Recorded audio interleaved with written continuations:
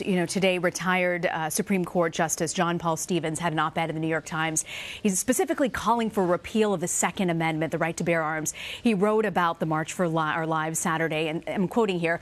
He wrote, "That support is a clear sign to lawmakers to enact legislation prohibiting civilian ownership of semi-automatic weapons, increasing the minimum age to buy a gun, and establishing more comprehensive background checks.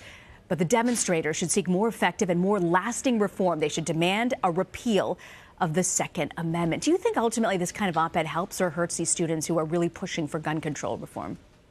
I think this is about the most unhelpful thing that the gun control movement could have right now. This is playing into the Republican talking point that this is the ultimate goal of gun control advocates, which is to take away guns, to not have gun ownership be a right, to repeal the Second Amendment. That's been a talking point for a very long time. And here we have a former member of the Supreme Court, a liberal member of the Supreme Court, who was appointed by a Republican but became a very much a liberal member of that court, basically kind of giving away the game here, calling for a repeal of the Second Amendment.